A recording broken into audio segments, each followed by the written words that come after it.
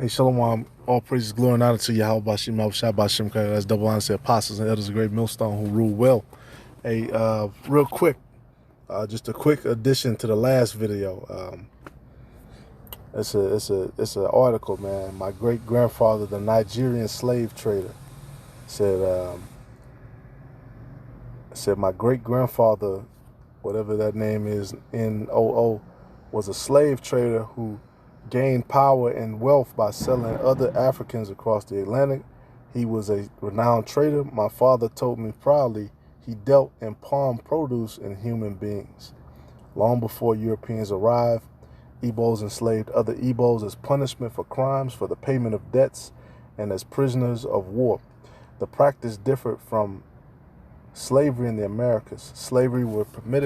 Slaves were permitted to move freely in their communities and to own property, but they were also sometimes sacrificed in religious ceremonies or buried alive with their masters to serve them in the next life. When the transatlantic slave trade began in the 15th century, the demand for slaves spiked.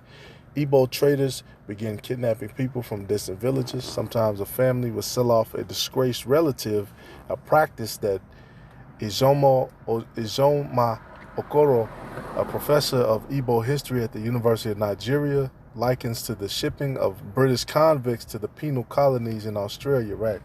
Yeah, the British took a lot of the prisoners, a lot of the bad ones. They sent them down the river. They sent them all the way down to Australia, basically. All right. So basically, they sent their slaves off. You know, the white slaves off to another place. He said people would say, "Let them go. I don't want to see them again." Between the 15th and 19th century, exactly, which is about 15th and 19th century. That's about, I believe, that's about 1400 to 1800. Nearly 1.5 million Igbo slaves were sent across the Middle Passage. Exactly. And this is why, you know, when the book is opened up and certain things are brought out, it's a lot of emotions over it, you know, because of the things like this that happen. You know, people associate this kind of stuff with, you know, the favor of the Lord. You know, hey, whatever your lot might be, you know, of receiving punishment or judgment, hey, just take it. The scriptures talk about that, man. Just take it basically on the chin, and then do your best to, you know, make the best of your situation according to the gospel. And that's all you can do, all right? Because even, you know, the Israelites who might have sent us over here, who might have sold us, hey, when it was time to colonize Africa, they got their ass kicking. And to this day, you know, the Germans, the French, the Dutch, they still basically they run Africa, all right? Especially France. But that was basically it on that. And then this is the one I wanted to hit too. This is the big one too, all right? Because this is where the whole 400-year thing came from. Hold up. It said, because they did it in Ghana last year, they did the year of the return. Ghana's year of return is changing how the history of slave trade is remembered in Africa. They said they declared a year of return to mark 400 years since the first Africans were enslaved in what became the U.S. The U.S. the country brought in celebrities, blah, blah, blah, which that's all good and fine, but the scriptures talk about, you know, basically when we return to our original land, you know, the Israelites, it's going to be the Lord that takes us. It's going to be the Lord that brings us there, all right? Not, you know, we're not concerned about returning to Africa now, where the resources are all drained up. You know, you got you got infighting amongst Jake, or, you know, even if Ham is there, you got infighting amongst them too. You know, all these different things to realize, and basically, you know, you your chances are there are slim too. I put it like that, all right? Because you have a lot of brothers in Great Millstone who are from Western Africa, who actually came here.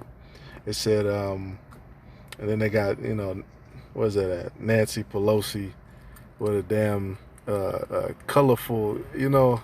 And they got these rulers with these different garments on and stuff. And you see what he got, bro. He got that ankh on. He's got the ankh on. All right. I just couldn't believe Nancy Pelosi was coming because I think it's important, said Mona Boyd, one of the event organizers. It's sort of like, I wouldn't call it mitigation, but it's just an acknowledgement. Then it goes on, you know, to certain aspects of the slave trade, blase, blase.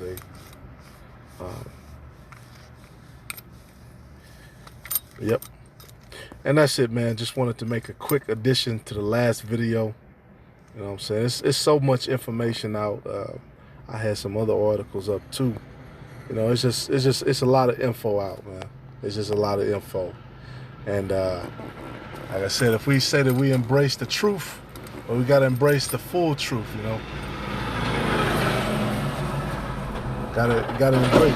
Hey, just like at the time of Israel, right, where you had the death of Solomon, and then you had Rehoboam and Jeroboam, and basically at a certain point, the scriptures tell you that the southern kingdom and the northern kingdom, they were about to go to war. They were about to go blow for blow because Rehoboam kicked out the Levites and he separated Israel. You know what I'm saying? He kept the Levites from their duties, and then he took the northern kingdom and put, you know, put them as the Levites. Let me say it like that. And then you know, he brought back idols, you know, completely disrespecting Israel. You know, he did a lot of wicked shit rather than just giving up. But he wanted control. He wanted control of Israel. All right. So he did all that wicked shit just for that. And then the scriptures tells you that you know, Judah and Benjamin, they were about to go to war with him, but basically they had to hold back. As a matter of fact, let's finish off on that because the priests were not with it. Okay, here it is, 1 Kings 12 and 21.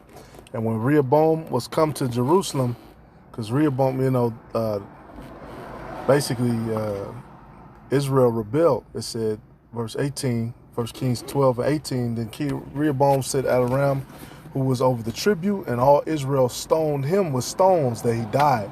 Therefore King Rehoboam made speed to get him to his chariot to flee to Jerusalem. So Israel rebelled against the house of David unto this day. And it came to pass, when all Israel heard that Jeroboam was come again, that they sent and called him unto the congregation and made him king over all Israel. There was none that followed the house of David, but the tribe of Judah only. Right. And when Rehoboam was come to Jerusalem, he assembled all the house of Judah with the tribe of Benjamin, and 140,000 chosen men, which were warriors to fight against the house of Israel. So they were going to go to war to bring the kingdom again to Rehoboam, the son of Solomon. So Salakia, Rehoboam tried to use the southern kingdom to make war against the northern kingdom because they saw he was wicked. But the word of the Most High came unto Shemaiah, the man of God, saying, Speak unto Rehoboam, the son of Solomon, king of Judah, and unto all the house of Judah and Benjamin, and to the remnant of the people, saying, Thus saith the Lord, ye shall not go up nor fight against your brethren, the children of Israel. Return every man to his house, for this thing is from me. They hearken therefore to the word of the Lord, and return to depart according to the word of the Lord. Exactly. So the Lord, you know, sent his word unto a prophet, and it completely stopped civil war between Israel. All right. Even though Benjamin had, you know, going at Israel, and thousands of Benjamites got killed off, you know, all the way to a few men, and then, you know, those Benjamites, they killed a lot of the Israelites too. All right, so bloodshed, war, slavery, all these different things, you know, that have been part of our history. But now, you know, with this whole with this whole situation, you know, with us being here in Babylon, now the stuff is going to be flipped. All right. Now we're going to be in charge. Now we're going. That's why I say the first shall be last and the last shall be first. And now we're going to be at the top. All right. Just like Jacob grabbed the heel of Esau. All right. We're going to grab the heel of these Edomites, and the Lord is going to give us that spiritual power from the elect on down. All right. But Lord willing, this is edifying. Call Lawyer How About Shema Shah. Just a quick addition. Shalom.